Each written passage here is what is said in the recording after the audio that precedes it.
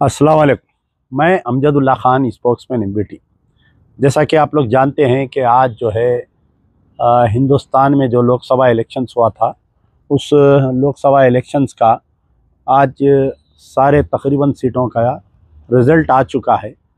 और हम जो उम्मीद कर रहे थे कि आने वाले इन रिज़ल्ट के बाद में इंडिया अलाइंस की सरकार बनेगी और इस नरेंद्र मोदी और अमित शाह, आरएसएस, बीजेपी का मुंह काला होगा। लेकिन इस उम्मीद पर एक दो स्पीड ब्रेकर्स आ गए हैं। तो अब आज शाम में तकरीबन रात के 12 बज रहे हैं। अभी तक का जो टैली आया है एनडीए का 291 + 2 लीडिंग, और इंडिया अलाइंस का जो है 231 + 2 लीडिंग है। तो 2/3 मेजॉरिटी के दोनों भी पार्टीज़ करीब में नहीं हैं। और इसके अंदर जो है एक बहुत बड़ा रोल जो चंद्रबाबू नायडू की पार्टी है टीडीपी, नीतीश कुमार की पार्टी है जेडीयू, और आपके ऐसे कुछ छोटे मोटे पार्टियां, और तकरीबन एक 98 कुछ आज़ाद उम्मीदवार छोटे छोटे पार्टियों के लोग जीते हैं उसमें। तो इनके रोल के ऊपर इनके रोल के ऊपर ये डिपेंड होता है कि किसकी सरकार बनेगी। तो आनंद फानंद में नरेंद्र मोदी फौरी अपने बीजेपी के दफ्तर आया और कल हुकूमत बनाने का भी दावा कर दिया उन्होंने, ताकि ये एक पॉलिटिकल स्ट्रैटेजी रहती कि सामने वाले को संभलने का मौका नहीं देना। आप देखिए पिछले 5 दिन से और पिछले 5 महीने से जो बीजेपी सरकार बनाने के ऊपर जो मीडिया का जो रोल था, ख़ास तौर पर गोदी मीडिया का, कि 400 पार, कोई बोल रहा 300 पार, कोई बोल रहा 400 पार। तो इसमें जो है सामने वाले पार्टियों का उनको डिप्रेशन में लाने की एक साजिश थी। लेकिन अल्लाह का फजल हुआ कि हाँ, जैसा हम उम्मीद कर रहे थे। और सबसे पहले पूरे हिंदुस्तान की अक़लियतें, ख़ास तौर पर मुसलमान जो एक तरफ़ा वोट किए हैं, मैं उन तमाम का शुक्रिया अदा करता हूँ और उनको भी मुबारकबाद पेश करता हूँ। चाहे वो हुकूमत आने वाली किसी की भी बनी है, अगर वो नरेंद्र मोदी की हुकूमत दोबारा बनेगी तो मैं समझता हूँ कि इतनी जिस तरीके से जो पिछले 10 साल में मुसलमानों के ख़िलाफ़ में नंगा नाच हुआ, अब वो नहीं होगा, क्योंकि आने वाली मोदी की हुकूमत जो है बैसाखियों पे रहेगी वो।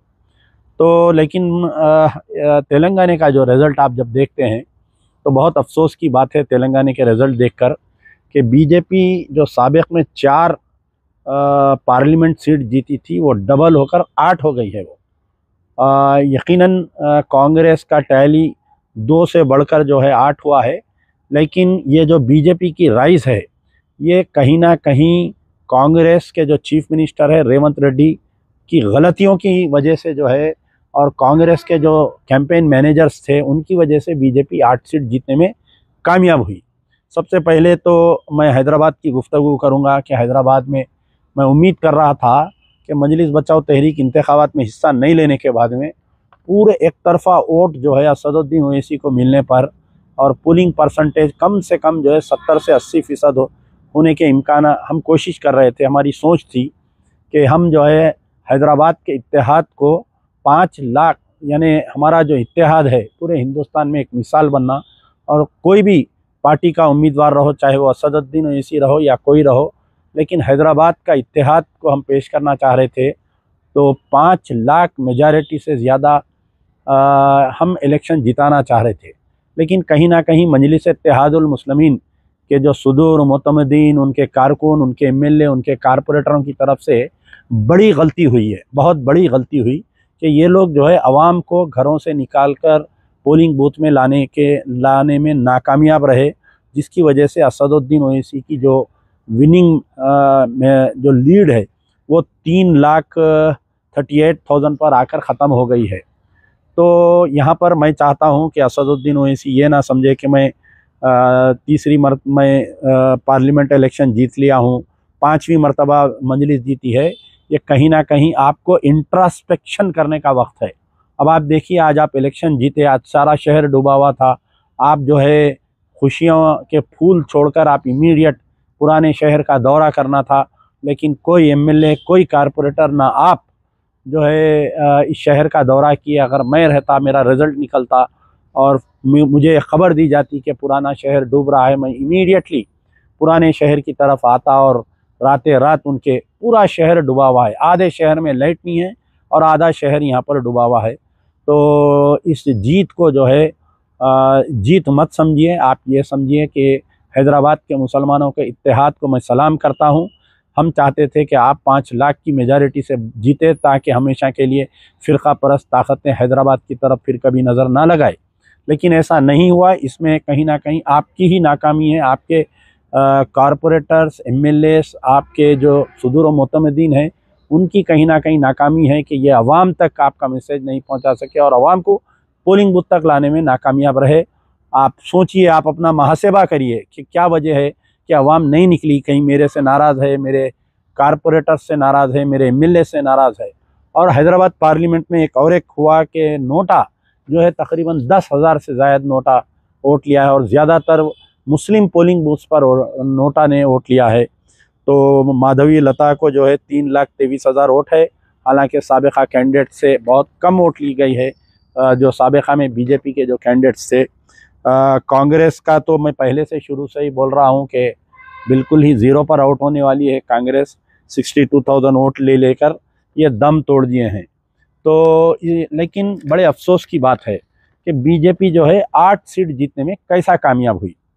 तो यहाँ पर जो है सबसे पहले मैं आपको सिकंदराबाद की बात बतलाना चाहता हूँ कि सिकंदराबाद में 49,944 आखिरी जो असदुद्दीन ओवैसी का जलसा हुआ था उसके अंदर उन्होंने जो तकरीर में यानी 5 सीट जो बीजेपी जीती है, इसमें कहीं ना कहीं असदुद्दीन ओवैसी का रोल है। इसमें क्या रोल है इसमें कि बोले कि मोटे को वोट दो, दुबले को वोट दो, वाइड बालों वाले को वोट दो। तो कहीं ना कहीं फ़िरका परस्त वोटों में इत्तेहाद कायम हुआ।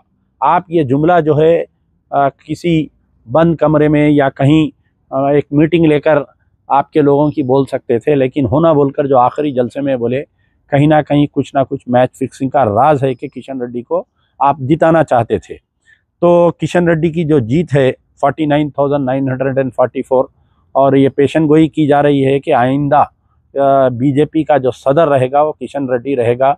साउथ पर फोकस किया जा रहा है। तो इसमें जो है कि किशन रेड्डी को जो ख़ास तौर पर किशन रेड्डी को जो यानी किशन रेड्डी को वोट मिलना, यानी कांग्रेस का जो कैंडिडेट था, मेन चीज़ कांग्रेस का जो कैंडिडेट था वो कैंडिडेट गलत कैंडिडेट को चुना गया था कांग्रेस ने। अगर नागेंद्र की जगह अगर कोई दूसरा कांग्रेस का सीनियर, देखिए आप रेवंत रेड्डी अपनी पूरी स्पीच में असेंबली इलेक्शन के दौरान बोलिए 1 साल पहले से नागेंद्र को गालियां दे रहे थे। अचानक रातें रात आप जो है एक टर्न कोट को लाते हैं, पार्टी में मिलाते हैं, उसको एमपी कैंडिडेट बना देते हैं। तो अवाम में नाराज़गी थी, अवाम में नाराज़गी थी कांग्रेस की तरफ से, जिसकी वजह से बीआरएस जो है 1,29,000 वोट लेने में कामयाब हुई। और कई मुस्लिम वोट मैं सुबह से चेक कर रहा था तो कई मुस्लिम वोट भी बीआरएस को गए, जैसा मशीराबाद एरिया है, सिकंदराबाद के कुछ कंटोनमेंट के है कि पद्मा राव बहुत अच्छा आदमी है बोलकर। तो बीजेपी की जो जीत हुई सिकंदराबाद की वो सरासर कांग्रेस की गलत चॉइस ऑफ कैंडिडेट की वजह से ये जीत हुई। अब आइए आप सिकंदराबाद के बाद में ख़ास तौर पर एक एरिया ऐसा है जो चिवड़ला कॉन्स्टिट्यूंसी है। चिवड़ला में जो यानी बीआरएस किसको यानी कांग्रेस किसको टिकट दी थी, डॉक्टर गद्दम रंजीत रेड्डी 5 साल बीआरएस के सिटिंग मेंबर थे, कोई एरिया में डेवलपमेंट नहीं कराए, ख़ास तौर पर मुस्लिम एरियो को नेगलेक्ट किए उन्होंने, कहीं पर भी एरिया में फिरे नहीं, सिर्फ अपने फैक्ट्रियां बढ़ाते रहे 38,000 करोड़ के इन्हों मालिक बन गए, केटीआर के बेनामी यानी अकाउंट होल्डर बन गए इन्हों। बहुत सारे ऐसे चीज़ें थी। रातों रात डॉक्टर रंजीत रेड्डी जो है कांग्रेस ज्वाइन करते हैं और उनको टिकट दिया जाता है। तो पता चला कि रेवंत रेड्डी का गेम प्लान था कि इनको वहाँ पर जिताना बोलकर, लेकिन कोंडा विश्वेश्वर रेड्डी एक ज़माने में कांग्रेस ज्वाइन करके कांग्रेस से लड़ना चाह रहे थे। उनको क्यों टिकट नहीं दी कांग्रेस, क्यों उनको नहीं ली कि ये पता नहीं। ट्रेडिशनल कांग्रेस की फैमिली थी ये, फिर बाद में बीआरएस में इन्हों एमपी बने, फिर बाद में उन्होंने कांग्रेस आए, फिर अब बीजेपी में गए। तो 1.5 लाख मेजॉरिटी से 1,72,000 1,72,879 की वोटों से जीत हुई ये कोंडा विश्वेश्वर रेड्डी की। ये भी फैसला जो है यहाँ पर जो बीजेपी जीती है चिवड़ला में, इसके राज जिम्मेदार रेवंत रेड्डी है। सिकंदराबाद में रॉन्ग चॉइस ऑफ कैंडिडेट, उसके लिए उन्होंने जिम्मेदार है। चिवड़ला में रॉन्ग चॉइस ऑफ कैंडिडेट, उसके लिए भी इन्होंने जिम्मेदार है। यानी बीजेपी को 2 सीट जो है रेवंत रेड्डी साहब तोहफे में दिए हैं। अब आइए आप जो निज़ामाबाद का है, मैं जब शुरू में बोला था निज़ामाबाद का कैंडिडेट जो है बहुत ही एजेड कैंडिडेट है, यहाँ पर गलत चॉइस किया गया है। हालांकि मेरे वालिद के साथ जो है हमारे जीवन रेड्डी साहब जो है हमारे वालिद साहब के साथ में एमएलए मिनिस्टर थे, मैं उनको कई बहुत शख्सी वाकिफ़ रखता हूँ। लेकिन ये कैंडिडेट जो है बहुत तेज़ कैंडिडेट नहीं था। शुरू दिन से ऐसा महसूस हो रहा था कि कहीं ना कहीं कांग्रेस की ये पॉलिसी थी कि निज़ामाबाद से बीजेपी का उम्मीदवार जीतना बोलकर, और वहाँ पर ज़्यादा एआईसीसी या ज़्यादा टीपीसीसी वाले भी वहाँ पर एक शब्बीर अली के हवाले जो है वहाँ पर छोड़ दिए। उसके बाद में निज़ामाबाद में भी जो बीजेपी जीती है अरविंद धर्मपुरी, इसके लिए भी मैं कांग्रेस को ज़िम्मेदार करार देता हूँ। और कांग्रेस में ख़ास तौर पर क्योंकि कोई कैंपेनिंग के लिए वहाँ पर नहीं गया, कोई सीनियर लीडर नहीं गया ना। मैं समझता हूँ कि राहुल गांधी, प्रियंका, सोनिया जैसा दूसरे सीटों पे आ रहे थे, वहाँ पर भी ये रॉन्ग चॉइस ऑफ कैंडिडेट रहने की वजह से ये प्रॉब्लम आया। अब आइए करीमनगर में। करीमनगर में कुछ मुस्लिम तंजीमें जो है बीआरएस की तायद किए थे, कोंडापल्ली बोइनापल्ली विनोद कुमार। तो मैं जब ही समझ गया था कि अगर मुस्लिम और डिवाइड होंगे करीमनगर में तो बीजेपी दोबारा वहाँ से जीतने के चांसेस है। अब आप बतलाइए कि एक शख्स कुछ दिन पहले एमएलए इलेक्शन लड़ता है और वो एमएलए हार जाता है, बंडी संजय, और वही आदमी जो है दोबारा पार्लियामेंट लड़ता है और 5,85,000 वोट हासिल करता है और 2,25,000 वोटों से उन्हें जीतता है। तो कहीं ना कहीं यहाँ पर भी जो कांग्रेस की आखिरी में, सबसे आखिरी में जो कांग्रेस का कैंडिडेट ऐलान हुआ वो हैदराबाद और करीमनगर का कैंडिडेट था। तो यहाँ पर भी बीजेपी की जीत की वजह जो है कांग्रेस पार्टी है। कांग्रेस की गलत नीतियों की वजह से बीजेपी जो है करीमनगर जीतने में कामयाब हुई। अब आप आइए मेदक का है। मेदक में भी जो कांग्रेस का कैंडिडेट था नीलम मधु, ये नीलम मधु जो है कई अखबारात इनके बारे में लिखे हैं कि भाई ये जब एक सरपंच थे, जब एक जेडपीटीसी को थे, बहुत सारे लैंड्स के कारोबार में ये बदनाम ज़माना थे, ये गलत चॉइस है कांग्रेस की बोल के शुरू दिन से। तो इसमें जो है कई लोग जाकर यहाँ की जो मोहतरमा जो इंचार्ज है, एआईसीसी इंचार्ज है, उनसे भी जाकर कई लोग बोले कि भाई आप मैडम इसके फैसले को चेंज करिए, आप नीलम मधु के जगह आप किसी दूसरे बीसी कैंडिडेट को दीजिए, ताकि वहाँ पर तो मेदक जो जीतने की वजह है बीजेपी, जो माधव एनेनी, जो रघुनंदन राव पहले एमएलए थे, ये शख्स भी कुछ दिन पहले एमएलए इलेक्शन हारा और आज ये शख्स एमपी जीत गया। तो इसका भी मेदक का बीजेपी का जीतने का सेहरा कांग्रेस को देना चाहिए आपको। अच्छा, अब यहाँ पर एक बहुत बड़ा मलकाजगिरी कॉन्स्टिट्यूंसी, मलकाजगिरी में जो ब्लंडर मिस्टेक किए हैं कांग्रेस वाले के जो पट्टनम सुनीता रेड्डी वाइफ ऑफ महेंद्र रेड्डी है, ये प्रॉपर कहाँ के हैं? ये लोग है चिवड़ला कॉन्स्टिट्यूंसी आती इनको पार्लियामेंट की, ये लोग टांडूर के हैं, पूरी ज़िंदगी इनकी टांडूर में गुजरी। अचानक पैराशूट से उसको उठा के लाके मलकाजगिरी, जहाँ से कांग्रेस जीती थी लास्ट टाइम, खुद रेवंत रेड्डी वहाँ के एमपी रह चुके हैं, हाल हाल में वो सीएम बनने के बाद में वो रिज़ाइन किए, वहाँ पर एक कैंडिडेट को टांडूर से उठा के लाके वहाँ पर से लड़ाए। ये बात शुरू दिन से मेरे को समझ में नहीं आ रही थी और पूरे सर्कल में ये बात आम हो गई थी कि इटाला राजेंद्र जीतेंगा तो सेंट्रल मिनिस्टर बनेगा, इसलिए जो है तेलंगाना को फंड्स लाएंगा उन्हें। कांग्रेस के कुछ लीडर जो है सॉफ्ट कॉर्नर रख रहे हैं उसके ताल्लुक से बोलकर। तो ये the choice of Pattnam Sunitha Mahendra Reddy in Malkajgiri, ये शुरू दिन से लोग बोल रहे थे कि गलत चॉइस है और बिल्कुल नॉन लोकल कैंडिडेट होने की वजह से कुछ ज़्यादा वोट नहीं ले सके।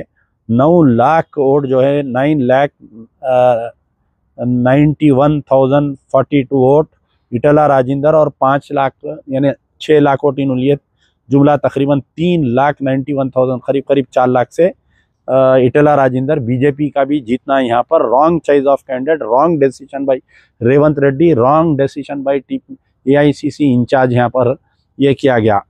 महबूब नगर, मैं शुरू दिन से बोल रहा हूँ, देखिए आप, महबूब नगर के ताल्लुक से चल्ला वंशी चंद रेड्डी को मैं एक दिन मैसेज किया कि मुझे ये पता चला है कि कुछ साजिश के तौर पर एक इफ्तार की दावत हो रही है। आप महबूब नगर की पॉलिटिक्स को स्टडी करिए। महबूब नगर में जब बीआरएस के जो सिटिंग मिनिस्टर थे श्रीनिवास गौड़, उनसे तकरीबन मुस्लिम तंजीमें नाराज़ थे, लेकिन एमआईएम वाज सपोर्टिंग बीआरएस। तो ये जो श्रीनिवास गौड़ साहब है, जो एंटी बीआरएस मुस्लिम ऑर्गेनाइजेशंस थे, उनके ऊपर केसेस बुक कराए, उनको आपके पता नहीं कई लोगों को परेशान किया उन्होंने, और बीआरएस एमआईएम दोनों मिलके लड़े। श्रीनिवास गौड़ हार गए वहाँ पर कांग्रेस के कैंडिडेट जीते। उसके बाद में ये मालूम हुआ कि Challa Vamshi Reddy will be the parliament candidate, और डीके अरुणा वहाँ पर जो है पार्लियामेंट्री, वहाँ पर एक कोई राजेश्वर राव बोल के पहले बीजेपी के सिटिंग एमपी थे, दोनों में टगाफार चल रहा था, उनको टिकट दे दिए। तो बीजेपी का एक बड़ा हिस्सा नाराज था, जिनको रेवंत रेड्डी गवर्नमेंट एडवाइजर बनाए, उनके बेटे को भी कुछ पोस्ट दिए। तो अब यहाँ पर का फैसला देखिए आप, महबूब नगर का रमज़ान में एक इफ्तार की दावत प्लान की गई, उसको एक 10 लाख रुपए दिए गए, किससे दिए गए नहीं मालूम। अचानक से जो है असदुद्दीन ओवैसी वहाँ पर महबूब नगर की दावत में चले गए। उनको खजूर खिलाए, इनको खजूर खिलाए। जब ये खजूर खाने की फ़ोटो आ रही थी, तो मैं ये चल्ला वंशी चंद रेड्डी, ये पुराने हमारे भाई के क्लासमेट हैं, निज़ाम कॉलेज के, इनको मैं 3 दिन पहले मैसेज करा, अगर आप असदुद्दीन ओवैसी के हाथ से खजूर खाएंगे, ये फ़ोटो पूरे हिंदू ग्रुप्स में वायरल होंगी और इससे जो है डीके अरुणा का जीतने के चांसेस बनेंगे।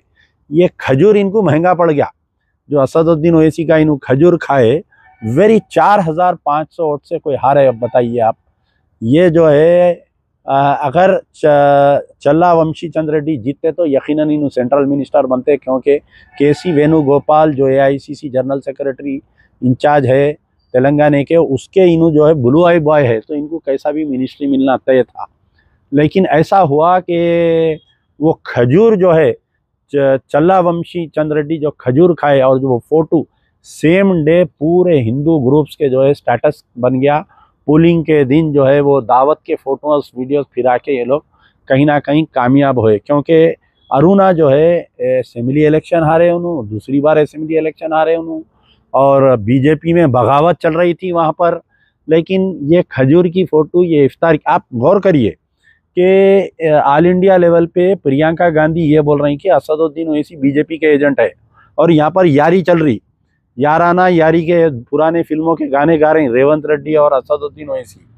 और असदुद्दीन ओवैसी हैदराबाद में दावत, सिर्फ तीन दावत इफ्तार के अटेंड करे, और तीनों कैंडिडेट हारे कांग्रेस के। गौर करिए आप, ये जो डॉक्टर रंजीत रेड्डी है, और हमारे एक फ़हीम कुरैशी बोल के एक बेचारे जो रेवंत रेड्डी के दोस्त है, तो ये फ़हीम कुरैशी क्या किए, इनको बड़ा पेट में दर्द हो रहा था, असदुद्दीन ओवैसी को लाके रंजीत रेड्डी को दोनों को बाजुक बिठा के फोटो वायरल करने की वजह से चिवड़ला में कांग्रेस को नुकसान हुआ नहीं हुआ, इस बात का असेसमेंट करिए आप। फिर नागेंद्र के साथ में एक इफ्तार की दावत में माजिद हुसैन और मंजलिस के एमएलए के फोटोज वायरल करे, वो नुकसान हुआ। और ये महबूब नगर में भी बहुत बड़ा नुकसान होने की वजह यह है कि आप परसों तक जो है कांग्रेस वाले मंजलिस को गालियां दे रहे थे, प्रियंका गांधी गालियां दे रहे थे। प्रियंका गांधी का साफ वर्जन था कि असदुद्दीन ओवैसी बीजेपी के एजेंट है। अचानक जो है रेवंत रेड्डी और अकबरुद्दीन ओवैसी के फोटो, अचानक रेवंत रेड्डी और असदुद्दीन ओवैसी के फोटो, अचानक जो है असदुद्दीन ओवैसी खजूरा खिला रही, एक दूसरे को खजूरा खा ले रही। जो ख्वाजा मेंशन में आपके बंजारा फंक्शन हॉल में जो दावत हुई नागेंद्र की, और जो फ़हीम कुरैशी की जो दावत हुई, वो दावत, तो ये जो एमआईएम के साथ दोस्ती और लैंड ग्रैबरा है, असदुद्दीन ओवैसी जो भी दावत में जा रहे हैं, मुकामी लैंड ग्रैबरा भी साथ रह रहे थे। फलकनुमा का मशहूर लैंड ग्रैबर दावत को अरेंज किया, उसमें इनको, और रॉन्ग चॉइस ऑफ कैंडिडेट, मैं बार बार बोल रहा हूँ, चिवड़ला में जो है रॉन्ग चॉइस। अरे एक आदमी को आप 5 साल गालियां दिए, उसको नाकारा बोले, अचानक आप उसको कैंडिडेट बना दे रहे हैं। रंजीत रेड्डी को तो कैसा होने जीता बताइए, कि आवाम को इतना बेवकूफ़ समझ रहे हैं आप। तो बैड लक 4500 वोट से जो महबूब नगर सीट ये लोग कांग्रेस आ रही है, इसमें कहीं ना कहीं ये इफ्तार की दावत की गड़बड़ हो गई है, खजूर की फ़ोटो। अब आइए आप आदिलाबाद में भी देखिए कैंडिडेट चेंज कर दिए बीजेपी वाले। पहले कोई कैंडिडेट था, अब दूसरे कैंडिडेट को दिए, लेकिन वहाँ पर भी जो है कांग्रेस की कैंडिडेट बहुत अच्छी थी, she was very pious candidate. Atram Suguna एक मामूली सी टीचर वगैरह है, लेकिन कांग्रेस जो दूसरे कैंडिडेट्स को फंडिंग की, जो फंडिंग होता है इलेक्शन में, और जो कैंपेनिंग चलाई बैठ के, आदिलाबाद में कोई बड़ा लीडर नहीं गया वहाँ पर। वो बेचारी को एक गरीब स्कूल टीचर के टाइप में उन्होंने उसको दे दिया, टिकट दे के उसको छोड़ दिया, जिसकी वजह से बीजेपी वहाँ पर जीती। और कोई बड़ा लीड नहीं है, मैं समझता हूँ खाली 90,000 का लीड है वहाँ पर। तो बहरहाल ये जो 8 सीट बीजेपी जीती, कहीं ना कहीं कांग्रेस की गलत नीति, गलत पॉलिसी, कैंडिडेट्स का चॉइस गलत। तो रेवंत रेड्डी, जहां पर आप ये 8 सीट जीतने का सहरा ले रहे हैं, 8 सीट बीजेपी को जिताने का भी सहरा आप लीजिए, सर सहरा लीजिए कि यकीनन मेरे से गलती हुई कि मैं सिकंदराबाद में रॉन्ग चॉइस दिया, यकीनन मेरे से गलती हो गई मैं चिवड़ला में जो है डॉक्टर रंजीत रेड्डी को दिया, यकीनन मेरे से गलती हो गई मैं जाके महबूब नगर में। बड़े हैरत की बात है, आप जहाँ के एमपी थे मलकाजगिरी में, वहाँ पर बीजेपी जीत गई। आप जहाँ के एमएलए है महबूब नगर में, वहाँ पर जो है आपका कैंडिडेट हार जा रहा। बोले तो कई के चीफ मिनिस्टर है, आप कई की कैंपेनिंग करें, आप बताइए आप। तो कहीं ना कहीं इसका महासेवा करना चाहिए। ऑल इंडिया कांग्रेस कमेटी के जो लीडर्स है उनको इमीडिएट एक टीम तेलंगाना को भिजाना चाहिए। और कहाँ पर रेवंत रेड्डी, असदुद्दीन ओवैसी, रेवंत रेड्डी, अकबरुद्दीन ओवैसी के दोस्ती की नतीजे में हमारे को कम से कम 13 सीट जीतने वाली कांग्रेस जो है 13 सीट 100% जीती। और जो हुकूमत बन रही ना सेंटर में, जो 8-10 एमपी से जो हुकूमत बनेंगी बीजेपी की, वो तेलंगाना के 8-10 एमपी की वजह से बीजेपी की हुकूमत बनेंगी। इसकी राज जिम्मेदारी जो है कांग्रेस लेना चाहिए, इसकी राज जिम्मेदारी रेवंत रेड्डी लेना चाहिए। एक महासेवा करिए, क्योंकि जो 10 साल कांग्रेस का साथ दिए, आप उनको नज़रअंदाज किए रेवंत रेड्डी, आप उनको ना मिनिस्ट्री, अरे इलेक्शन हो के आज इतने साल हो रहा, इतने दिन महीने हो गए, आप एक मुस्लिम मिनिस्टर नहीं दिए। आप पहले जो एमएलसी कोटे में, एमएलए कोटे में 2 एमएलसी आए, आप एक मुसलमान को नहीं दिए। 2 राज्यसभा के सीट आए, आप एक मुसलमान को नहीं दिए। 40 चेयरमैन डाले आप, एक मुसलमान है उसमें 40 चेयरमैन में, वो भी कौन का फुटका कहीं की डाल दिए आप। ये जो अखिलियतों के चेयरमैन छोड़ के बता रहा हूँ मैं, जो जर्नल में 40 चेयरमैन दिए, तो आप क्या उम्मीद करते हैं? आप बताइए, आप वोट लेके अगर आप मुसलमानों के साथ इंसाफ करते तो मैं गारंटी के साथ लिख सकता हूं कि जैसा कर्नाटका में मुसलमानों की, हम जो है वोट डालने से, हमारी दुआ से आपकी कामयाबी होती। हम जब दिल से दुआ देते ना, हम जब नफरत करते ना, तो बदुआ देखो आज आप केसीआर का, बीआरएस का, आपके केटीआर का, हरीश राव का, कविता का क्या हाल हो गया बोलिए। भीख का चिप्पा लेके निकले तो कोई भीख देने वाला नहीं है आज उनको। तो आज भी महासेवा करिए, मुसलमानों को नजरअंदाज मत करिए। जो कांग्रेस के 10 साल आपके साथ में थे, 10 साल आपके साथ में थे, उनके साथ इंसाफ करिए आप। आपके पास जो है शेख अब्दुल्ला सोहेल इस्तीफा देके जाके आज 6 महीने होता, आप माइनॉरिटी चेयरमैन नहीं डालिए। आप एक बीजेपी आरएसएस का, बीजेपी का साबिका एमपी, उन्हें बीजेपी से नाराज है तो रेवंत रेड्डी उसके घर को जाके लेके आके 9 घंटे में उसको जीवा इशू कर दिए, उसको गवर्नमेंट एडवाइजर बना दिए। 24 मैं समझता हूँ कि मार्च का मेरा ट्वीट निकाल कर देखिए, मैं वो ट्वीट भी डालूंगा आज, कि मैं उसी दिन ही बोला था कि अगर बीजेपी जितने सीट जीतेंगे उसकी राज जिम्मेदार रेवंत रेड्डी रहेंगे बोलकर।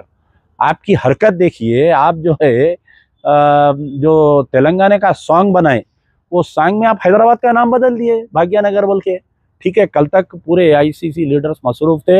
ये कांग्रेस है, ये कोई स्टेट लेवल रीजनल पार्टी नहीं है, सेंट्रल पार्टी है। अगर आपका दिमाग खराब हुआ तो आपकी शिकायत सेंट्रल तक ले जाकर आपके दिमाग का भी इलाज करवाना हमारे को आता है। शुक्रिया।